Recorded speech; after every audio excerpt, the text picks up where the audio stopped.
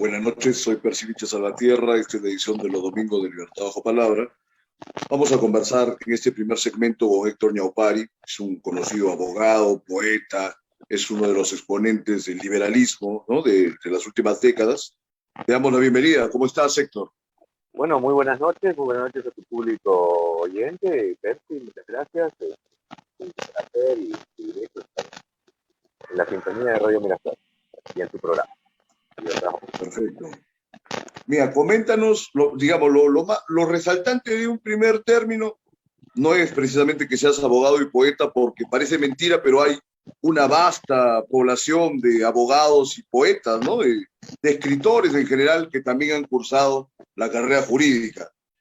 Pero lo más singular, creo, es de que tú eres un liberal, pese a haber estudiado en San Marcos en los años 80 y 90, ¿no? Coméntanos cómo se ha dado esa singularidad, o si había también otros personajes que seguían el camino del liberalismo en esa casa de estudios, ¿no? A ver, ¿qué nos dices? Bueno, adelante. bueno lo que sucede es que en realidad no es singular en la medida en que gran parte del pensamiento liberal peruano se ha formado en la marca, ¿no? Es decir, Pero hace mucho tiempo, pues, ¿no? el liberalismo del siglo XIX y bueno, Claro, claro. el liberalismo del siglo XX, digamos que también ha tenido, digamos, ha pasado por los causos San Martín, ¿no? O sea, desde luego, y por supuesto, cuando la universidad fue tomada por sectores de izquierda a partir de los años 60, A eso yo. hasta entonces, bueno, esta circunstancia no ha variado en los últimos tiempos, pero digamos, eso no implica, por supuesto, que no haya, digamos, un cierto llamado a la sensatez, como también al hecho de defender la vida, la libertad y la propiedad privada, elementos por los cuales que el comunismo en todas sus variantes y la izquierda en todas sus variantes denosta, ¿no?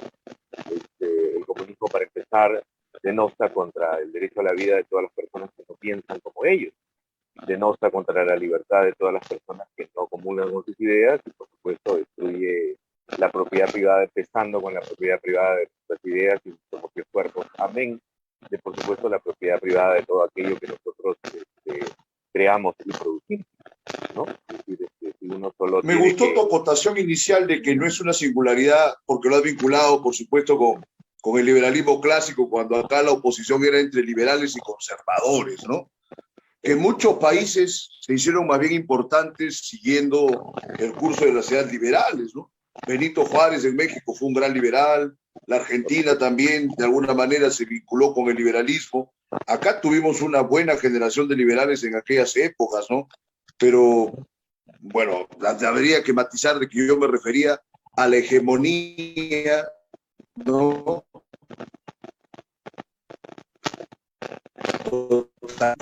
De la izquierda en el medio, en la católica, a partir, bueno, de los años 60, 70, ¿no? Que ya había acogido a tu generación, que inclusive podríamos ver muy pocos liberales o pocas personas que no sean de izquierda, por lo menos dentro de los autores que se les considera de las generaciones del 80 o 90, ¿no? Entonces ahí sí habría una singularidad.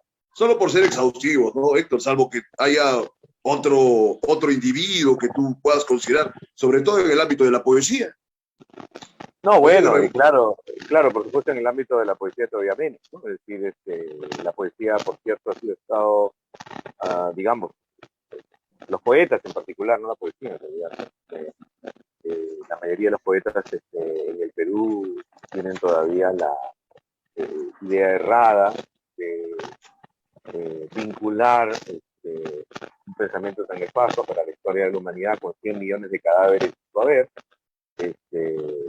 con procesos fundamentalmente de liberaciones populares y de los pueblos, cuando su característica real de los comunismos realmente existentes, sus diversas variantes, es fundamentalmente la de establecer sistemas opresivos, con gulag, telones de acero, y de defender esas mismas ideas a punta de pistola, de crítica. Ya no escuché más, que bueno, se cortó, parece.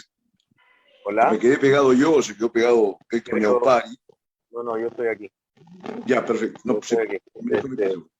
Que decía que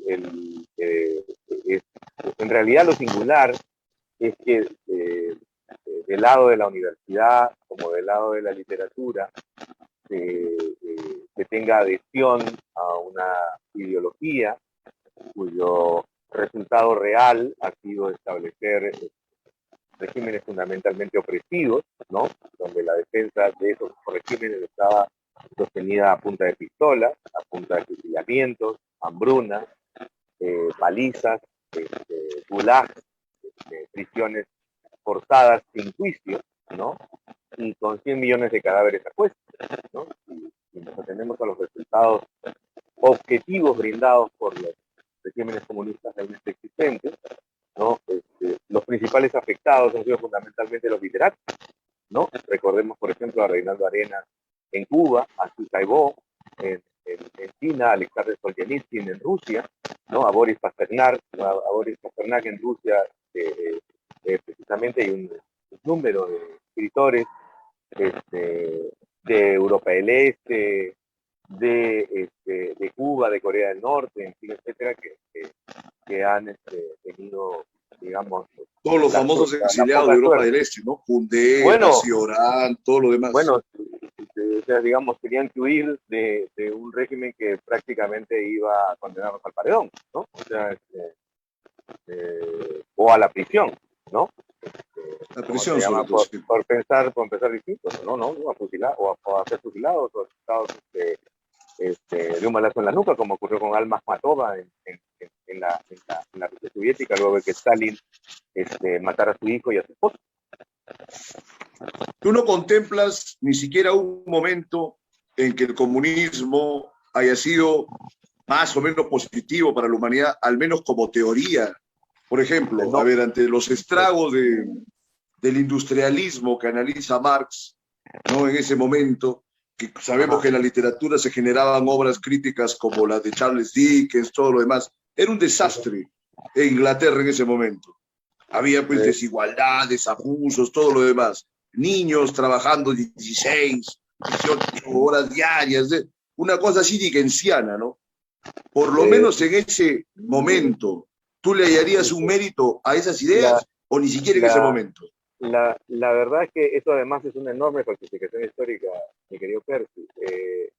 A ver, ¿por qué? Por supuesto, es una enorme no, por favor, coméntanos. Histórica, porque la verdad, nosotros, la humanidad venía antes de la revolución industrial con una calidad de vida de no mayor de 40 años. Es decir, los seres humanos nos moríamos por enfermedades, como una gripe o por la infección de la carie, porque la medicina antes de la revolución industrial nosotros nos curábamos fundamentalmente con rezos, oraciones y patas de conejo. Te recuerdo que la medicina como introspección científica o como mecanismo científico surge precisamente con, además, el uso intensivo de las medicinas, los fármacos, las herramientas tecnológicas propias de la medicina, como los medios X, surge, digamos, a partir de la revolución industrial y luego de la revolución industrial. Que entre los grandes logros que produce el capitalismo está, por supuesto, el de poder tener acceso, sobre todo un acceso industrial, a los, ¿cómo se llama? Todos aquellos mecanismos que permitían que las tierras pudiesen ser cultivadas durante un periodo intensivo, es decir, durante todo el año, ¿no? Lo que no ocurría hasta antes de la revolución. Los logros del capitalismo en ese sentido son incuestionables. Más bien, bueno, lo primero, perdóname, sí, era respecto de algo concreto de las jornadas laborales, ¿no? Que tú sabes que el derecho siempre se considera como uno de los principales méritos de las ideas de izquierda, prácticamente la estructura entera del derecho laboral, ¿no? Los beneficios sociales, la jornada de 8 horas.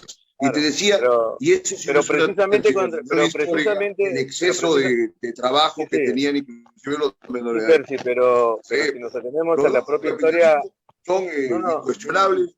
Sus deméritos, bueno, también son obvios, ¿no? No, pero bueno. Al menos en ese momento, te digo. Yo ahí, en general coincido, es un desastre el comunismo, ¿no? Pero hay un momento en que podía presumirse como algo que iba a ser una manera de ir hacia adelante con la sociedad. Lamentablemente su puesto en práctica no lo demostró así, todo lo contrario. Ya el liberalismo era viejo cuando llega el comunismo, cuando llega Marx. Él llega a analizar el capitalismo y se basa en las ideas de grandes liberales, ¿no? De Adam Smith, de estudiar a David Ricardo y trata de confrontarlos, ¿no? Bueno, si uno se atiene a la propia historia del comunismo, tú deberás saber, Percy, que quien se opone a la adquisición de esos derechos para los trabajadores es el propio Marx. Solamente hay que leer la historia de la primera, la segunda y la tercera internacional. Cuando uno se atiene efectivamente a los postulados de Marx en esa época, Marx lo que reclamaba era el ejercicio de un proceso revolucionario por la vía de la violencia, no con la adquisición de los derechos a los trabajadores. No, esa es una cosa muy posterior del siglo XX. Yo en eso te reclamo una adhesión fundamentalmente no a lo que yo estoy diciendo, sino finalmente una somera revisión de las ideas del propio Marx en vida de él y posteriormente a él, con el establecimiento de las internacionales socialistas de ese entonces, donde efectivamente él calificaba de una patraña burguesa la asunción de los derechos fundamentalmente de los trabajadores a una jornada de 8 horas para él. Y por lo pronto, pues él indudablemente pues iba por el radicalismo y quería maximizar las cosas.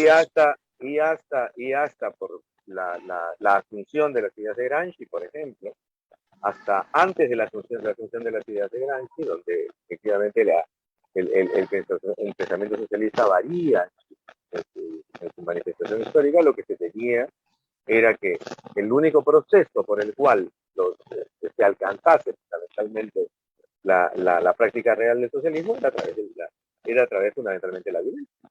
La discusión y hasta ahora, ¿no? En ese momento era fundamentalmente que si ese proceso de violencia comprendía otras capas de la sociedad que no estuviesen involucradas en el proceso de explotación tal como el propio Marx lo había descrito.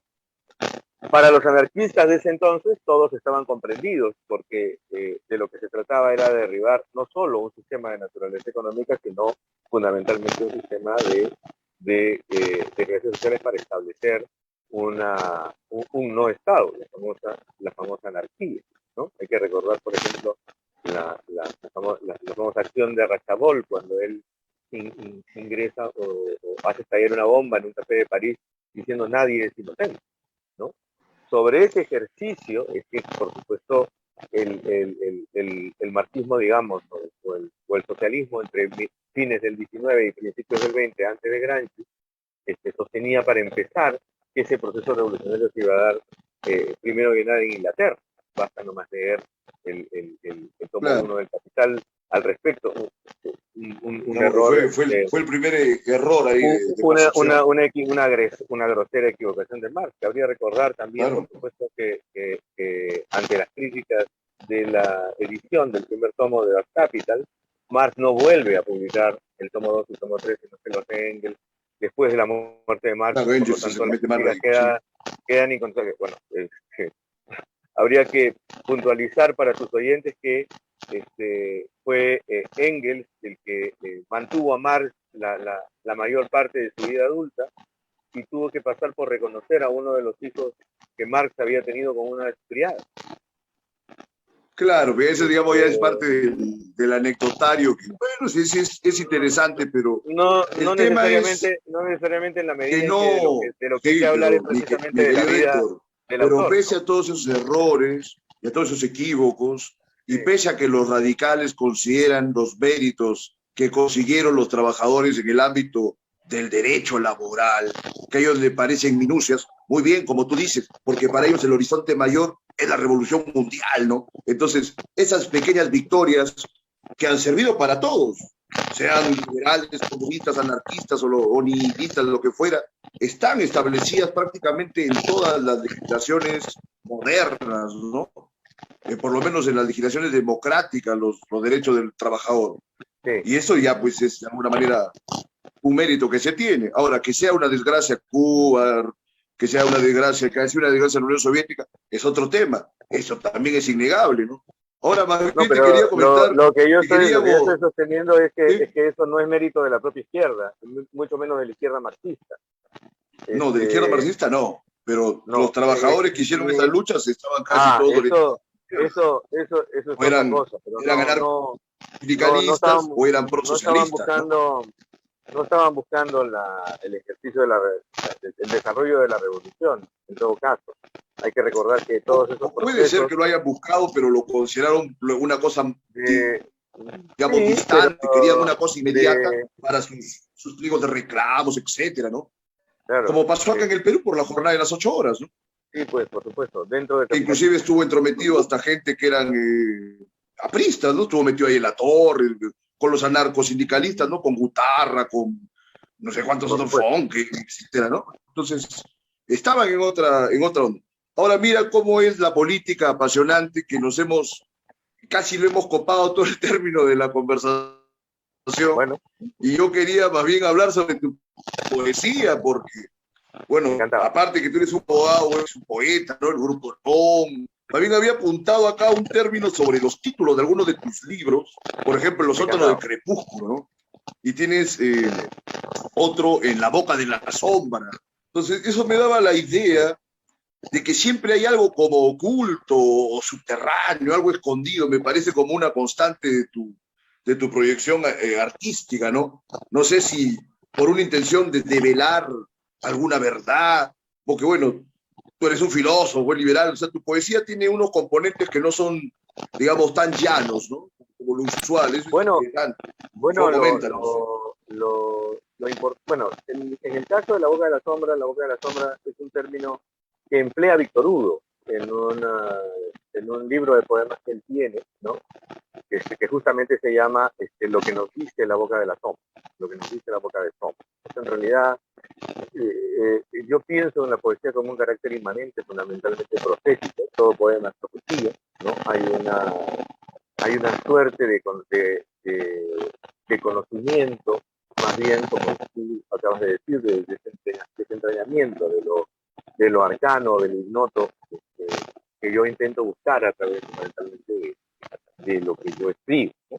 Ya sea fundamentalmente a través de social, porque en el caso de los poemas que componen en los sótanos del crepúsculo, como de una fundamentalmente vocación erótica o nivel de viaje, como ocurrió en La Rosa de los Vientos a luego la Torcenta. Y bien La Boca de la Sombra, que en buena cuenta rinde homenaje a esa expresión, digamos, soterrada de la palabra en su expresión poética, tomando la idea de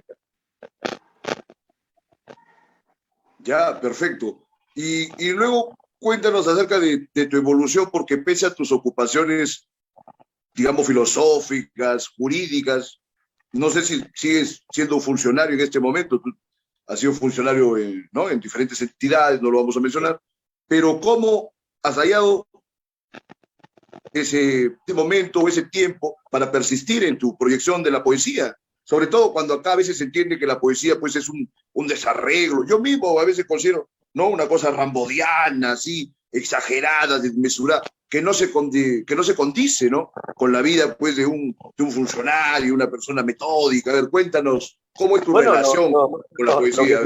lo que sucede es que en realidad, por supuesto, por el carácter y la vocación romántica y aventurera que tiene la literatura y en particular la literatura y en particular Claro, en general, la sí. poesía, ¿no? Se tiende, perdón, a cargar las tintas en aquellos escritores que han tenido más bien una vida fundamentalmente desarrollada, pero la mayor parte de los escritores en la historia pasan en realidad por un momento que es estrictamente el contrario, ¿no? En realidad tienen la mayor parte de ellos un conjunto de trabajos sacrificios. Pienso, por ejemplo, en Fernando Pessoa, que fue funcionario público en su natal Lisboa toda su vida. Pienso, por ejemplo, en el poeta griego Constantino Cavafis, que es funcionario de la empresa de alcantarillado de la ciudad donde él vivía. Nada Igualmente, menos, todavía, fíjate. ¿no? Así es. Claro. Pienso, por ejemplo, en Kafka, ¿no? O sea, y que además Kafka fue un practicante del Poder Judicial. Y claro, Sí, sí.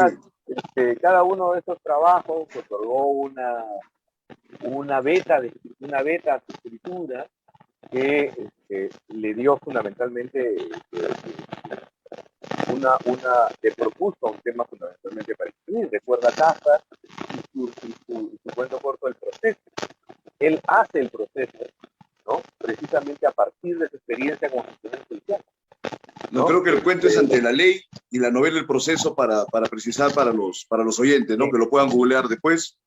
No, yo me gusta, dices, no te digo que tienes esa constante de ir revelando cosas que aparentemente están bien sabidas, ¿no? Claro, una impresión general, dice, bueno, la poesía sí, pero la mayoría de poetas han sido los personajes, pues, grandes aburridos, ¿no? Claro que había, pues, dictómanos y gente que andaba con los emperadores como Lipo, pero me imagino que por un Lipo había 500 que eran funcionarios de esa administración vastísima de la China imperial, ¿no? Entonces, Quevedo también participaba en asuntos públicos, además que él era un gran intrigante, ¿no? Una suerte de lobista de esas épocas que buscaba el poder, pues, ¿no?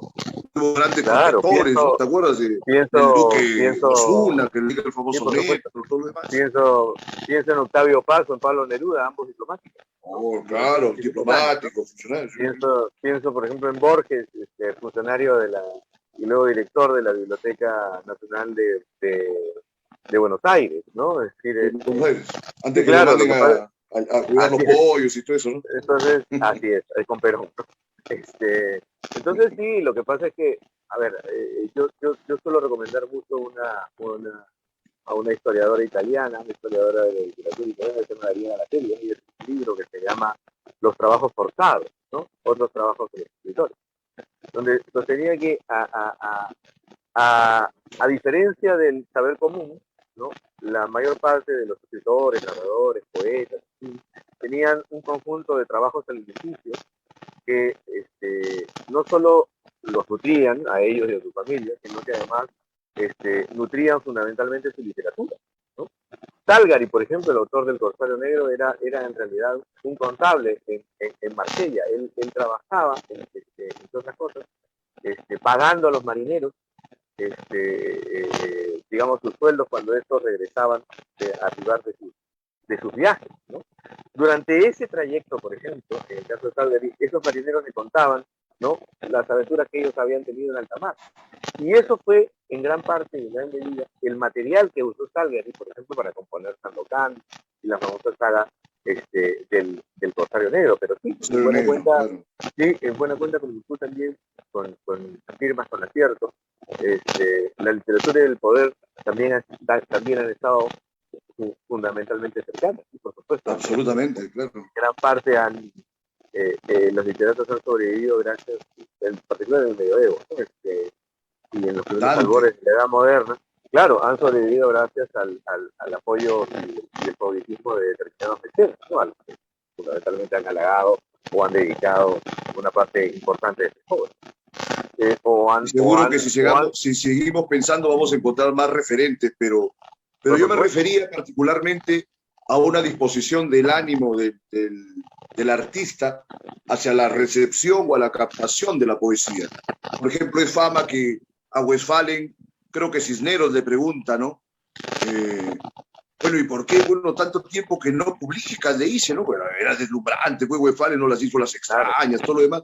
Y luego él deja, pues, décadas, no publicaba, más que era editor o director de diferentes publicaciones, ¿no? Las Moradas, etc. Él le dice como que no todo el tiempo él podía vivir en la disposición de espíritu para acceder a la poesía, al menos dentro de esas coordenadas así medio nigrománticas o esotéricas, pero que existen. Entonces, ¿cómo ves tú más bien esas posibilidades de la poesía en el curso de estas vidas, ¿no? Yo creo que sí, yo creo que en esto Westphalen tiene muchísima razón. Es decir, la poesía le toca la puerta a uno siempre inesperada. O sea, es una cosa que digamos, ojalá si fuese, o sea, permanentemente con el ánimo, la disposición y la materia y la temática, y sobre todo, muy bien, la actitud fundamentalmente para escribir. Hay momentos de grandes silencios. Yo creo además que la poesía tiene que ser naturalmente pensada, corregida, de modo permanente, ¿no? O sea, y que, digamos, incluso A diferencia de los poemas sur, con los años, ¿no? Uno se exige todavía más respecto de aquello que considera que puede ser no publicable, ¿no? O sea, digamos, en eso Westphalen tiene fundamentalmente la razón, ¿no? Ahora, claro, uno puede encontrar en su yo poético el único material de su propia poesía. Y en esa circunstancia, eso es una herramienta que puede o no agotar, ¿no? Recuerda, por ejemplo, a Vallejo, poeta mayor, ¿no? O sea, los 3 primeros libros de poesía son el yo poético de Vallejo, ¿no? Es Vallejo. Que también estudió Derecho un tiempo, ¿no? Sí, sí, Para seguir con la nómina. Sí. Es Vallejo y su incertidumbre, es Vallejo y su dolor, es Vallejo y su muerte, es Vallejo y su vida. Y luego llegamos a España, aparte de este Cali, donde Vallejo sale de sí mismo y encuentra en el tema del caos ortítono de la guerra civil española un material para escribir, pero que no es que, ¿no? Eso es, digamos, fundamentalmente que también al literato le pueden acometer circunstancias completamente ajenas que ya no comprenden al estilo poético, o puede ahí una especulación sobre el propio Vallejo, puede encontrar que ya esa temática personalísima, digamos, excesiva, puede entrar a un nivel de agotamiento, ¿no? Entonces, sí, yo creo que hay momentos en los que ese silencio, digamos, ayuda fundamentalmente, como decir, como te dice, llenarse de combustible, cargarse de energía, volver a vincularse con las cosas, y eso hace que uno pueda, fundamentalmente, luego de un periodo de silencio, volver a escribir. Eso, por supuesto, depende depende de cada autor, depende del modo en cómo la realidad fundamentalmente la cometa, depende de su decisión de haber encontrado que ya tenía todo que decir, ¿no? Pienso, por ejemplo, Rimbaud, ¿no? O sea, Rimbaud escribe todo esto entre su adolescencia y su primera juventud, y luego se dedica a ser traficante de esclavos y de armas, y nunca más vuelve a tocar, nunca más vuelve a garabatear una hoja de papel, ¿no? Por supuesto, sin denostar, ni restañar, ni abominar de su periodo poético, pero puede ocurrir que el poeta haya encontrado que haya tenido todo lo que tenía que decir respecto a eso y nunca más que escribir. O puede, efectivamente, como te digo, ser un poeta o puede ser un poeta de largo aliento, como ahora en el caso de Westphalen puede ser de que no haya publicado, pero no que haya dejado de escribir. Tampoco nadie se lo ha preguntado o no queda esa referencia, ¿no? Es diferente.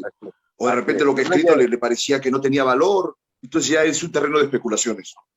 Sí, mira, Héctor, verdaderamente... Es la fase individual de cada ciudad. Sí, efectivamente. Mira, ha sido muy agradable, tenemos que pasar al siguiente bloque, pero yo no quería dejar pasar esta oportunidad para mencionar, tú tienes libros de tu estadía en España que no los has publicado en el Perú. Por ejemplo, hay un libro que veo que es sobre Borges, Paz y Vargas Llosa. Bueno, casualmente este programa, Libertad bajo palabra, me vale, ¿no? Entonces, es interesante porque tomas a personajes que han tenido a su manera, pues, una participación política, aun cuando no pareciera. Un lector superficial de Borges dice, este hombre no tiene mucho que ver, pero tú lo caracterizas como un anarquista. Quisiera verte, conversar contigo el próximo mes sobre ese tema. A ver, luego coordinamos, y vos, a ver, de repente me facilitas el documento, vemos, ¿ya? Te agradezco por tu apreciación hoy. Quisieras concluir algo brevemente, un minuto, lo que gustes, para pasar al siguiente bloque. Sí, hacer siempre la invocación de que las palabras son poderosas, de que la poesía es entre ellos el género príncipe y es lo que nos permite ser cada vez más y mejores seres humanos. Y agradecer contar con programas como el tuyo que nos permiten a los escritores y a los poetas tener un espacio para decir las cosas y comunicarlas, por supuesto. Muy agradecido siempre, muy honrado y por supuesto, Héctor, gustazo. Con toda la disposición. Muy bien. Adelante, vamos, Radio Miraflores.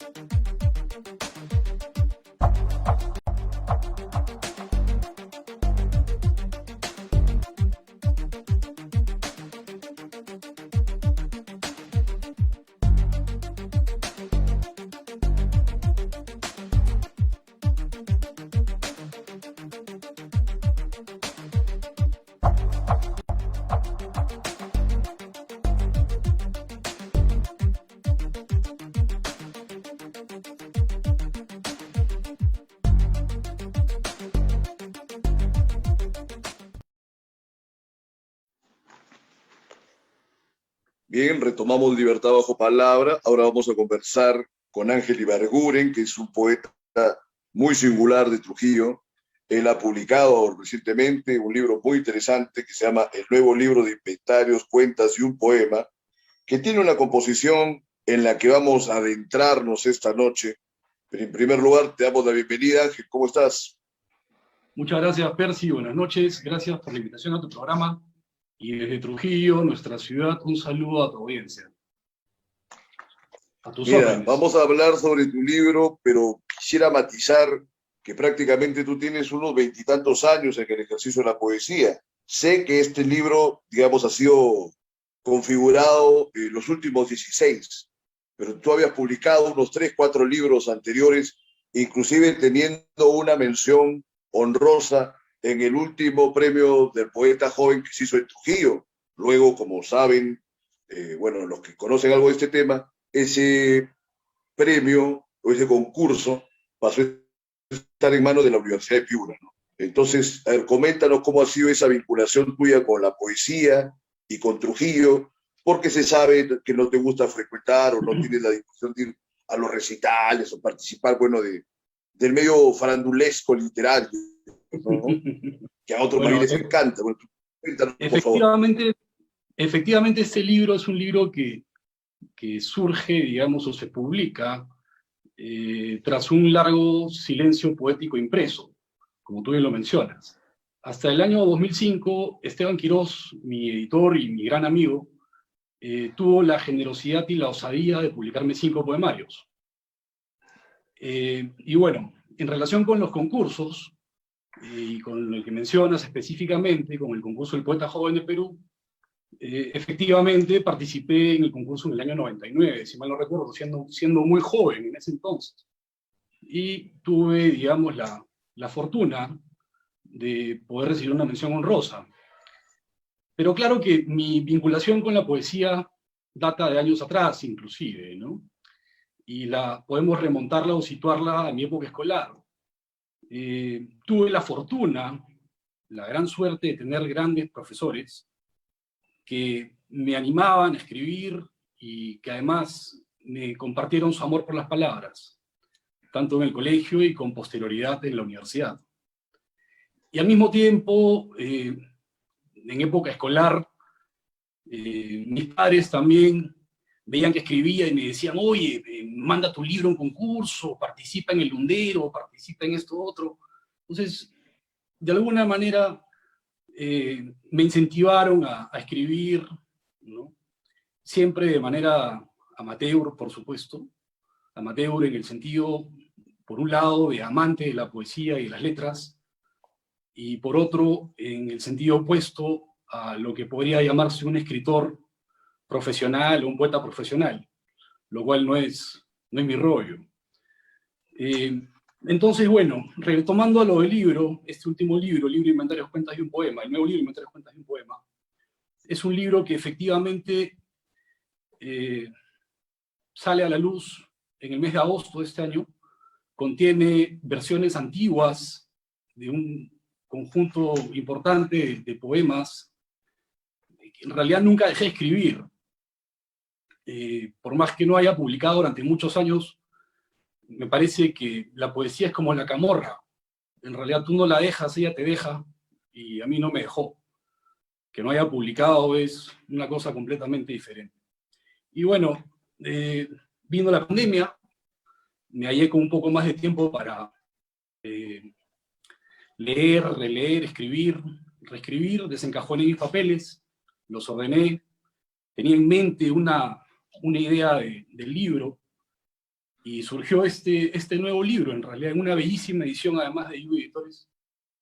Una edición... Absolutamente, debe ser uno de los libros más hermosos, más cuidados que se han publicado acá en el país, ¿no? Y que además tiene una contribución de otros artistas, porque hay unos dibujos, ¿no? Hay unos óleos, ¿no? El autor, Rubén Saavedra. Saavedra Coveñas, y aparte hay una partitura de Paredes Abad, ¿no? Un poema musical. Exactamente. Entonces cuéntanos cómo se ha dado esta sumatoria de arte, saber, en este proceso tuyo. El libro en realidad surge a partir de que yo comisiono un ex libris a un amigo grabador. Suena extraño lo que te voy a contar, ¿no? Porque lo que primero surgió fue una éfrasis relacional sobre el ex libris que mandé a hacer, que fue el poema denominado Ex Libris, que es, digamos, una descripción, una representación verbal de esa representación gráfica que es este Ex Libris. Cuando le comisiono el Ex Libris a mi gran amigo y grabador Álvaro Barrera Omar, egresado de Bellas Artes en Lima, yo simplemente le sugerí los elementos, conversamos, en más de una oportunidad, por supuesto. Le hablé de mi amor por Bach, por la música en general, por el piano, le hablé de mi amor por los libros, y al mismo tiempo sugerí la incorporación de dos personajes líricos, que por un lado es el Huerequeque y por otro es el Ronsoco, que transitan o discurren a través de varios libros publicados, como Bisiesto cría Ronsocos, claro. Conspiración de la ceniza. Son un poco como tus animales totémicos, ¿eh? Osario, podría decirse quizá, efectivamente. Pero bueno, entonces a partir de este Ex Libris es que empiezo realmente a imaginar un libro, a soñarlo, ¿no? Y tenía pues algunas versiones antiguas de algunos poemas que pertenecían a otros poemarios, partiendo al mismo tiempo de nociones de relaciones transtextuales de Genet. Decido armar el poemario de una manera muy particular, ¿no? Eligiendo un libro además decididamente barroco, extenso, haciendo referencia además a que en este libro el autor, o si lo quieres ver de otra manera, el sujeto lírico, menciona que solamente hay un texto que puede ser denominado un poema desde el punto de vista del sujeto lírico, no que es el texto que además se denomina poema. Se denomina así. Y todo lo demás viene a ser, digamos, textos que rodean y prolongan este poema. De ahí al un poco, tiempo, y el poema está en la mitad del libro, va casi, ¿no? Exacto, exactamente, sí, sí. Está a la mitad del libro. Entonces tienes todos estos otros elementos textuales que rodean a este poema, denominado poema, que lo rodean, lo prolongan, lo discuten, y que constituyen otros textos, quizá de naturaleza poética, de esa valoración habrá que dejárselo a los lectores. De ahí que los poemas se denominen, o los textos se denominen ex libris, proemio, a modo de advertencia, que suelen ser pues esos elementos paratextuales que acompañan a los libros. Entonces, realmente podríamos decir que es un libro de naturaleza metapoética, es un libro de poesía en el que hablo de poesía, sobre mi ya antiguo vínculo con la poesía, y una especie de estado de la cuestión, de ese quehacer amateur, como comenté, para mí, a estas alturas. Al mismo tiempo, siempre he pensado, digamos, que lo más relevante es la lectura, ¿no? No es tan relevante lo que el autor quiso decir. Te acabo de dar unas claves quizá por ahí, de cómo lo estructuré, de dónde surgió, pero es un libro pues que tiene una tirada pequeña, como suele ocurrir con los libros de poesía en nuestro país, específicamente 257 ejemplares numerados, y eso es algo que juega con algunas referencias nuevamente intertextuales presentes en el libro, ¿no? Específicamente ese número de ejemplares que tiene el libro hace referencia al número de compases que tiene la Chacona de Bach, que se menciona, claro, en uno de los re menor, creo. La mencionas en el libro. Exactamente, ¿no? Hablando de lo de Bach y hablando de la música, me parece que el libro está atravesado entre la música de Bach y la música del Huerequeque, ¿no? Que tú dices que es un animal, es un animal que lo tomas ahí como un sujeto lírico, pero, o sea, el Huerequeque en la última parte inclusive tiene la mención de su onomatopeya, ¿no? O sea, que siempre es un ave que se vincula con el mundo de los muertos y vincula a Caronte. Y me parece que hay como una lectura de la historia del norte mismo, ¿no? porque hay episodios en los que se ven pues, espacios de las chacras o de las haciendas, y también los escenarios más o menos desamparados, quisiera que fueran de los trabajadores que están por allí y todo lo demás, además de la presencia del migrante y de estar errante. No sé, a ver, ¿cómo lo podríamos ir explicando? Porque hay un nivel también en el lenguaje, excepto en el poema, ¿no? Que se llama poema. Todo el resto del libro tiene una búsqueda muy enrevesada, ¿no? En el lenguaje, no solamente en la fricción, sino en los contenidos y todo lo demás. ¿Cómo nos comentas ese punto, Ángel? A ver, creo que podemos ir por partes. Cuando hablo de un libro de naturaleza metapoética, hablo realmente de un libro de poesía, pues en el que hablo sobre poesía, y yo lo vería como un tránsito, un desplazamiento desde una solemnidad, ¿no? Donde hay una grandilocuencia verbal, hacia la parodia. Digamos que se pone de manifiesto, se pone en evidencia en el último texto y en los últimos textos realmente de los cuales que forman parte del libro, ¿no? Donde al nombrar el texto como fe de ratas, ¿no? Desarmas, digamos, de alguna manera, o te ríes de muchas de las cosas expresadas en las páginas iniciales. Entonces, existe pues este ánimo de transitar de un lado hacia otro. En ese sentido, efectivamente, sí, a lo largo de sus páginas podemos entrever una figura como de peregrinaje, que podría tener inclusive reminiscencias, digamos, o alusiones no directas a peregrinajes famosos de la historia de la literatura, como el de Dante en la comedia, ¿no? Un peregrinaje como el de Pound en los cantos, ¿no? Y este peregrinaje, pues, efectivamente se lleva a cabo a través de parajes desolados, arrasados, pero que hacen referencia a nuestro querido norte, ¿no? Claro. En realidad, si tuviéramos que situar de alguna manera toda esta imaginería, la situaría, digamos, en esta zona de nuestro país. En realidad, ¿no? Cañaverales, plantíos.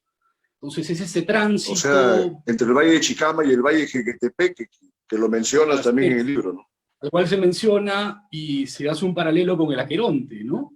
En uno de los poemas, que es uno de los ríos del Hades. Sí, sí, sí. Y al mismo tiempo, digamos, ese poema específicamente, si mal no recuerdo, se llama Notas. Es un poema en el que Huerequeque, que en realidad está presentado como un caronte emplumado, es el que traslada a los vivos y a los muertos, ¿no? A través del Jequetepeque. En realidad, en este caso, no a través del Aqueronte, ¿no? Y que es quien lleva, digamos, al sujeto poético de un lado a otro. Lo lleva desde la solemnidad hacia la parodia, digamos, o la capacidad de saber reírse de uno mismo, no tomarse uno muy en serio lo que hace. Casi. Entonces, bueno, inclusive hay unos pasajes en la frase lero lee, por ejemplo, ¿no? Que es un infantilismo, y, ¿no? Por ejemplo, claro.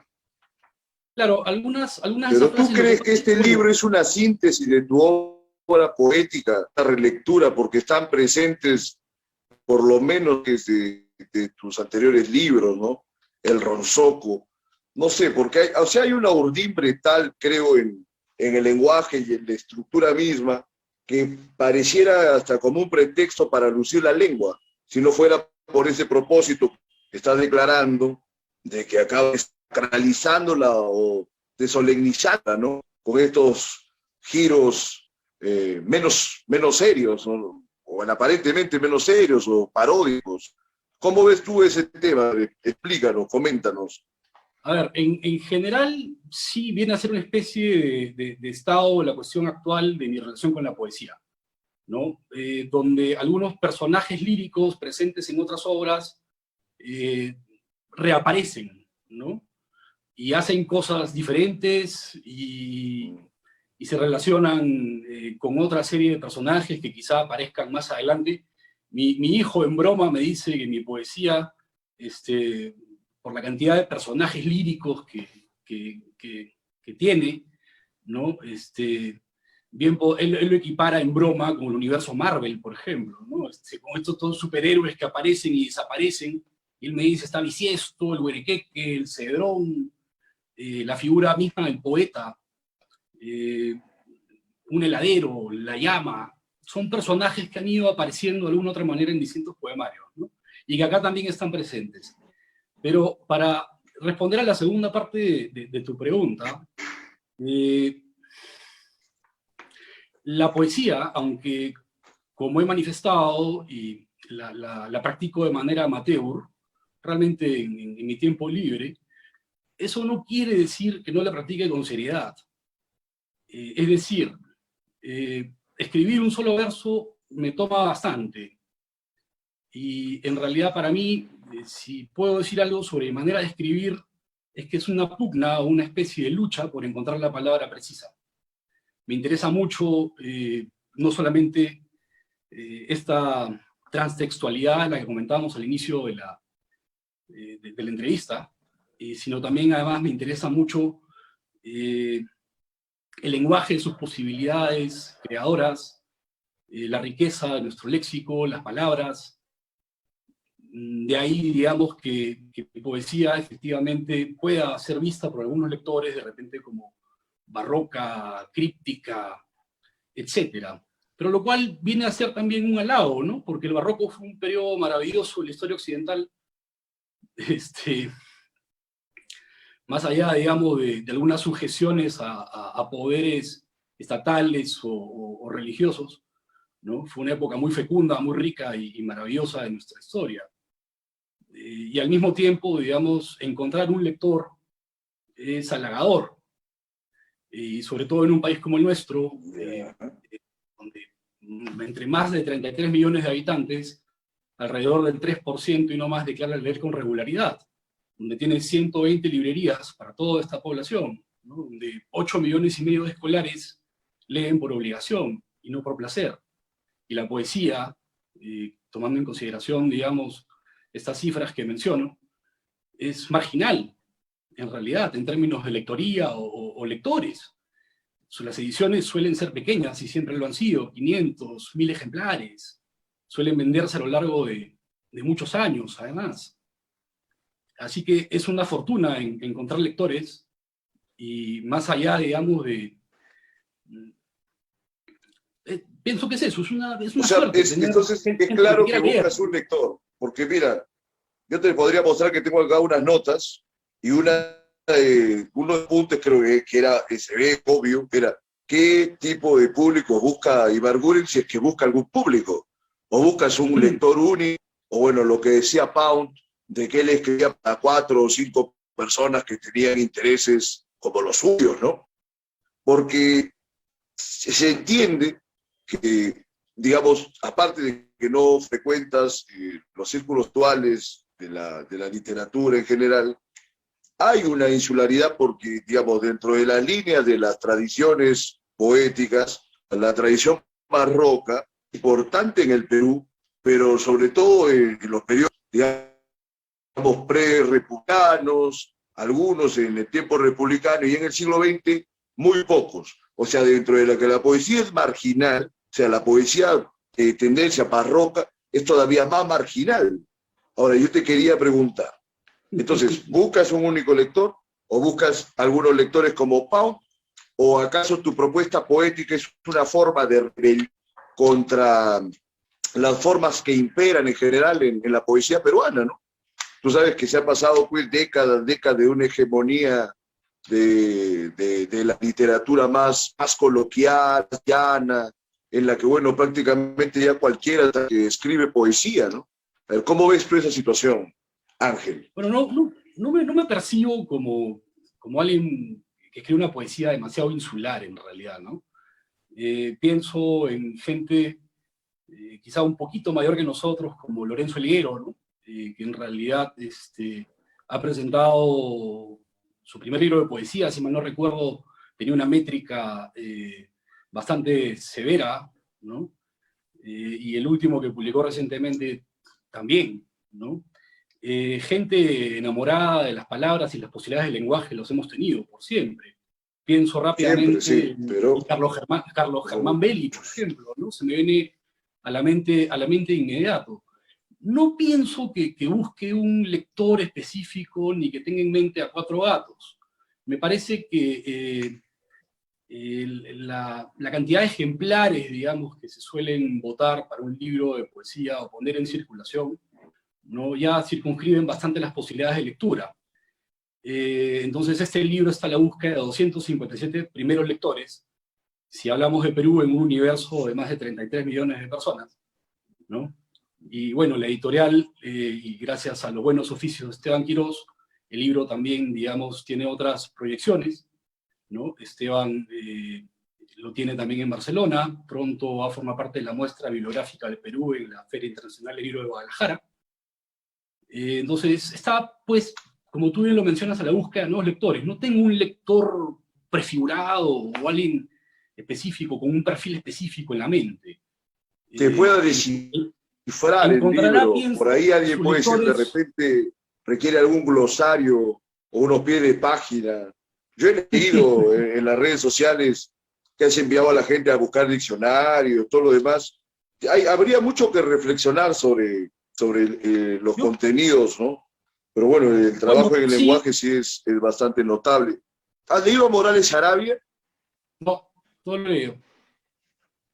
Ya, por ejemplo, ese es un barroco más o menos de los años 70, así, ¿no? Con lo que mencionas... Sí, hay algunos autores barrocos, pero son muy pocos siempre. Sí, son pocos, te decía, los barrocos. A mí siempre me ha gustado la poesía, por ejemplo, de Francisco Bendezú, ¿no? Los cantos que publicó en el 71, 70, si mal no recuerdo, me parece un libro formidable, más relacionado al purismo de los años 50, que a toda la poesía contratextual, social, de batalla, comprometida, digamos, que surgió en esa época. Pero no quiere decir que no me guste Romualdo, ¿no? Por ejemplo, que me parece que fue un poeta formidable y fabuloso. Pero, claro, pero no tendrías una referencia en tu obra sobre él. Has hecho reescritura, por ejemplo, de algunos versos de Oquendo de Amat, ¿no? Sí, en la parte final del libro. Hay un poema que hace una reescritura, pero no... Hay un poema no le entras a manipular lo normal. Bibliografía, ¿no? Que es un poema que presenta unos textos que están escritos en cursiva, y es un poema parafrástico, que es un poema hecho de versos que están parafraseados en realidad, ¿no? Y ahí hay versos de Pavese, Dylan Thomas, hay una línea de Octavio Paz, hay versos de William Carlos Williams, hay versos de Roberto Juarros, quizá pierdo algunos, pero en fin, en realidad es una especie de continuar con este juego, ¿no? Transtextual que mencionaba al inicio. Pero quisiera retomar tu comentario en relación con el diccionario. Quizá a algún lector le puedan surgir las ganas de ir al diccionario, efectivamente, como lo mencionas, por esta búsqueda de la palabra que, a mi entender, sería, esto es para mí, ¿no? La precisa, esta pugna, esta lucha por encontrar las palabras adecuadas para presentar mis textos. Pero yo sugeriría en general que hay que retener las ganas de ir al diccionario, y hay que apelar al sentimiento lingüístico para leer, digamos, poesía o textos de naturaleza quizá extraña o como esta, ¿no? Es realmente el diccionario, y es un libro maravilloso que yo leí extensamente, siempre tengo un montón de diccionarios distintos, de mitología, de magia, religión y música. Disfruto leyendo el diccionario, pero en realidad yo esperaría que el lector apele a su sentimiento lingüístico y no recurra corriendo al diccionario. No obstante, parte de este juego transtextual, ¿no? Invita también, ¿no?, a la indagación y a la sorpresa. Encuentro también por algunos comentarios lectores, digamos, que no van directamente al diccionario, pero sí buscan, digamos, alguna referencia ya en un buscador, ¿no?, para entender de repente un poco más una línea, lo cual despierta también en ellos la curiosidad y estas ganas por indagar, ¿no?, y sorprenderse. Todo ese trabajo debe ser posterior a la lectura, y en eso estamos de acuerdo, es una buena indicación, ¿no? Una perspectiva literaria o de entendimiento literario. Por lo menos que terminen de leer un poema y luego, pues, si necesitan hacer una indagación, pero en la Biblia sería mejor acabar el libro. Esto vale para cualquier tipo de propuesta poética, ¿no? Esa mediación estamos de a acuerdo en veces eso. o generalmente no es tan positiva, ¿no? Estamos de acuerdo en eso. Me parece que los libros, al final de cuentas, encuentran sus lectores en el tiempo, aunque las ediciones sean pequeñas. Aprovecho tu programa para anunciar con alegría, ¿no? Y sorpresa al mismo tiempo la segunda edición de este poemario. Está prevista para el mes de enero. Va a tener una tirada igual, de 257 ejemplares. El libro irá otra vez a la búsqueda de más lectores, y ojalá que los pueda encontrar. Sí, que lo merece sin duda alguna. ¿Tú podrías mencionarnos, porque no hay mucha información en las redes, sobre algunos estudios que se hayan hecho sobre tus libros? Artículos, ensayos. En realidad no tengo noticias de alguien que haya estudiado. ¿No han escrito nada sobre tus libros anteriores, Ángel? Pese a tu mención en el premio Poeta, ¿no recuerdas a nadie? Yo no he encontrado nada en la regla. Por supuesto, algunas notas informativas en algunos medios en su momento, ¿no? Pienso en la labor periodística que hizo mi buen amigo Lucho Cabrera, vivo, en realidad siempre muy atento a las publicaciones de nuestra ciudad, y en su momento, digamos, también aparecieron algunas notas en algunos medios, pero estudios, en realidad no, y en realidad es algo que, al ser un escritor absolutamente amateur que hace las cosas por amor y por placer, ¿no? En sus momentos de ocio, no es algo que me quite el sueño, no es algo que diga, ¿por qué no se me ha estudiado? ¿Por qué no se estudia mi poesía? ¿O por qué no hay exégetas? En realidad no. Me parece que mi editor es, evidentemente, mi primer y más importante lector, ¿no? Y en su valoración de los textos que he producido a lo largo de los años, esa valoración se pone en evidencia a través de la osadía de haberme publicado, lo cual yo soy muy agradecido con Esteban. Yo tengo la tendencia... Pero si uno se pone malicioso, uno puede decir, bueno, y de repente lo ha publicado porque lo quiere o porque es su amigo, ¿no? También estaría en su derecho. Hay un vínculo de amistad y cariño mutuo, ¿no? Pero bueno, Lluvia pero te comento, o sea, porque es problemático a veces.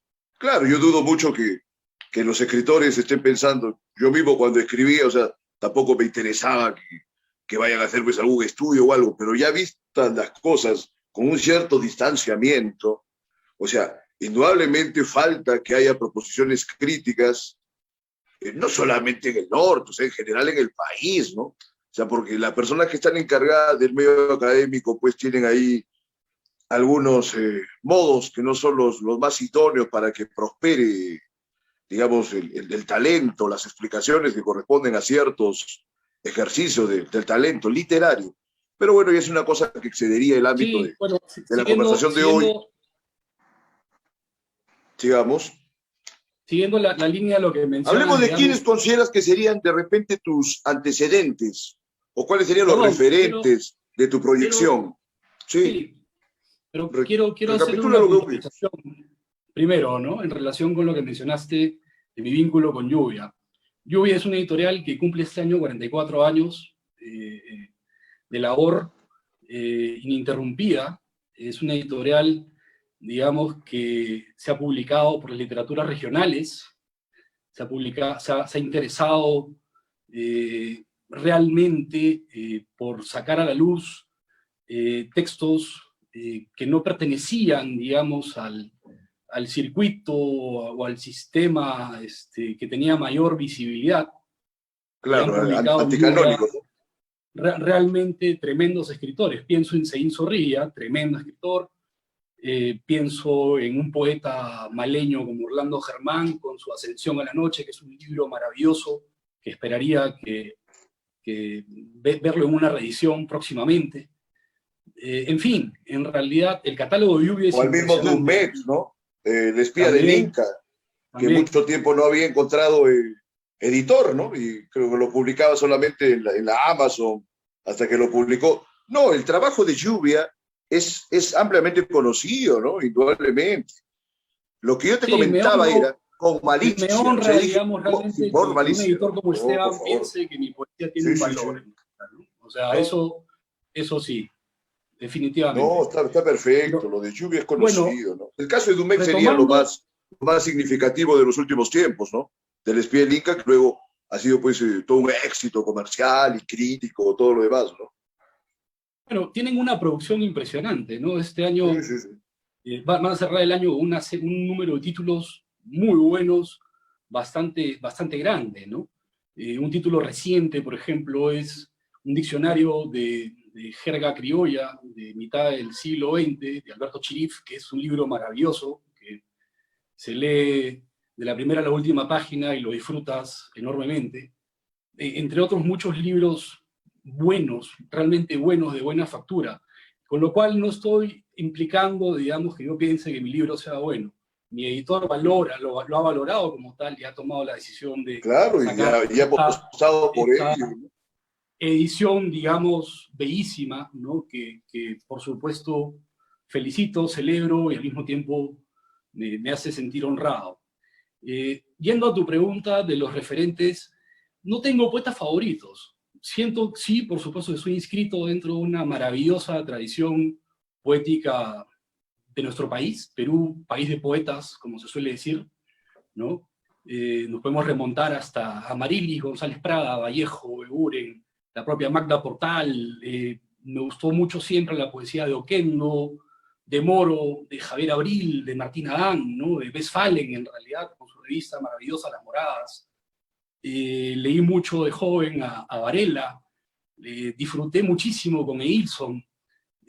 Como te comenté hace mucho rato, Bendezú me parece un poeta maravilloso, Paco Bendezú.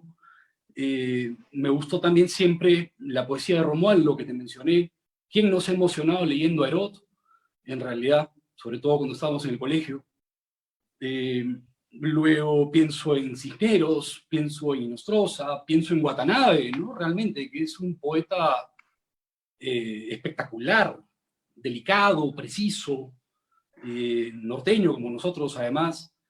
Luego pienso, se me viene a la mente Montalbetti, Verástegui, Chirinos, que también ya mencioné anteriormente.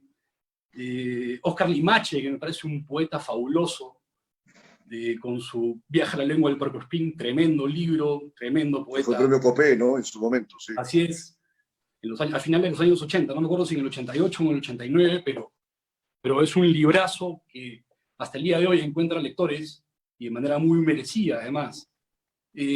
Gente, pienso, no sé, luego en Mauricio Medo, en Frisancho, en Irigoyen. Realmente tenemos grandes poetas, ¿no? Y a partir de los 70s, una eclosión de voces femeninas maravillosa también, ¿no? Doris Moromisato, Sonia Luz Carrillo, la propia Yolanda Westphalen, Marcela Robles, en fin, ¿no? Realmente en nuestro país tenemos Pero mira, ahí en términos de la lenguaje entre fortuna las de mujeres estar podríamos rodeados mencionar a poetas. Magdalena Chocano, Marita Troyano, que tienen un uso de Marita lenguaje Troyano, también bien que urdido, también ¿no? publicó con Hay una Lluvia. urdimbre lingüística ahí interesante. Ella publica con Lluvia Mortal Impurius hace muchos Claro, que años. cumple 25 años justo antes de acabar este 2021. Este es sus bodas de plata, ¿no? Sus 25 años eh, va a conmemorar. Ángel, es un excelente libro. sí, sí, sí. Lo hemos tenido en el programa. Ángel, ha sido un gusto, pero ya nos hemos pasado algo del tiempo establecido. Entonces vamos concluyendo. Indudablemente la invitación está hecha para que lleguen a tu libro. En buena hora que hay una segunda edición muy merecida. Seguramente habrá oportunidad para ahondar más. Hay muchas cosas para reflexionar en torno de él. Por favor, darnos una conclusión breve para despedirnos por hoy. Muchas gracias en primer lugar por este espacio, esta oportunidad celebro tu labor, Percy, de difusión de estas otras literaturas. En realidad, ¿no? Hablo por tus invitados. De un tiempo a esta parte veo tus programas. Me parece que es sumamente valioso. Te felicito también por tu reciente publicación, 200 imágenes críticas del Perú Bicentenario, que espero tener la oportunidad de poder leer pronto. Muy amable, gracias. Y también por ahí me estoy agenciando un ejemplar de tu Metafísica del Precipicio, o sea que tendremos oportunidad de comentarlo. Y, al final los lectores aparecen cuando uno menos lo espera, en buena hora, muy amable. Enhorabuena. Muchas gracias nuevamente.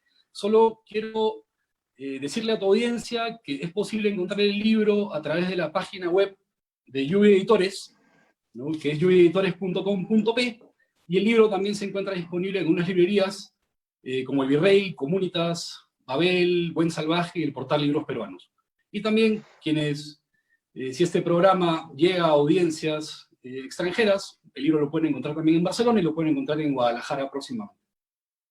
Muchas gracias, Percy. Verdaderamente grandes contenidos, muy interesantes, un gran trabajo de lenguaje y además una presentación que es descomunal y verdaderamente creo que es única dentro de las publicaciones que se han dado en el país. No recuerdo otro libro con una calidad de edición tan depurada. Muchas gracias por eso. Te robo 10 segundos más. Quiero agradecer especialmente a Rubén Saavedra Coveñas y a mi gran amigo Carlos Paredes Abad, compositor, ¿no?, del poema para piano solo en sol menor, inspirado en el poema llamado Poema, y por supuesto las obras de arte de Rubén Saavedra que acompañan este libro le otorgan a la lectura de los textos nuevos sentidos, los enriquecen, los complementan, dialogan con ellos, y sus obras de arte son, como el título del libro lo dice, cruzcantes, deslumbrantes. Realmente, a los dos, mi agradecimiento por participar y por su labor en general. Bien, perfecto. Esto ha sido todo por hoy, Libertad Bajo Palabra. Ya nos vemos el próximo miércoles. Que tengan un gran inicio de semana. Buenas noches.